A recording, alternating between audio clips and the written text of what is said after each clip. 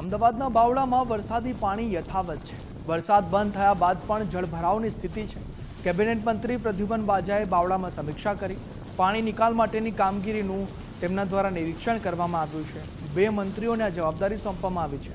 સચિવ કક્ષાના બે અધિકારીઓને પણ બાવળામાં જવાબદારી સોંપવામાં આવી છે। પાણીના નિકાલની વ્યવસ્થા અંગે અધિકારીઓ સાથે વાતચીત પ્રદ્યુમનભાઈએ કરી છે।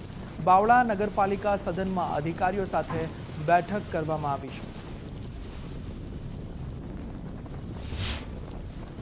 અમદાવાદ ગ્રામ્યના ચાંગોદર અને બાવળા આસપાસ વરસેલા ભારે વરસાદ પછી કયા પ્રકારની પરિસ્થિતિ છે એનો તાગ મેળવવા માટે જિલ્લા પ્રશાસન, વહીવટી પ્રશાસન એટલે કે સાથે પોલીસના અધિકારીઓ અહીંયા પહોંચ્યા છે। આપ જોઈ રહ્યા છો કે ટ્રેક્ટરમાં વહીવટી પ્રશાસન એટલે કે જિલ્લા કલેક્ટર, ડીડીઓ ઉપરાંત ખાસ જવાબદારી પરના અધિકારીઓ એટલે કે થેન્નારસન આઈએસ અધિકારી થેન્નારસન્સ પણ જોવા મળી રહ્યા છે અહીંયા।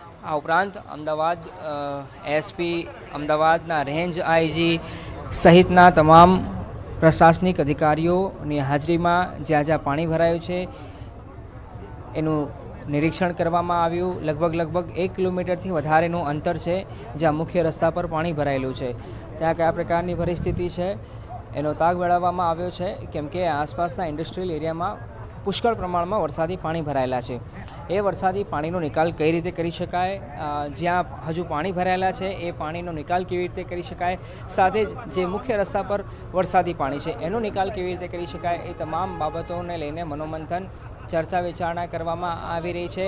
અને હવે જ્યારે વરસાદ બંધ થયો છે ત્યારે આ મુખ્ય રસ્તો ફરીથી કેવી રીતે ચાલુ કરવો, જનજીવન ફરીથી સામાન્ય કેવી રીતે બને, એ તમામ બાબતોને લઈને ચર્ચા કરવામાં આવી છે। આ બાદ હવે આગળ કયા પ્રકારની કાર્યવાહી કરવી, બચાવ રાહત કાર્યને આગળ કેવી રીતે આગળ વધારવું, તમામ બાબતોને લઈને હાલ ચર્ચા વિચારણા કરવામાં આવી રહી છે। કેમેરા પર્સન અંકિત દવે સાથે અર્પિત દરજી, ગુજરાત ફર્સ્ટ, બાવળા, અમદાવાદ। વર્તમાનમાં જે લોકોને તાત્કાલિક વરસાદને લીધે અસર થયા હતા એમને તાત્કાલિક સલામત સ્થળે ખસેડવામાં આવ્યા છે।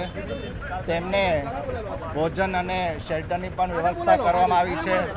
અને જે પાણીનો પ્રશ્ન થયો છે એ પાણીનો પ્રશ્ન પણ તાત્કાલિક વૈકલ્પિક રીતે સોલ્વ થઈ જાય એના માટે વહીવટીતંત્રની સૂચના પણ આપી છે। ધન્યવાદ।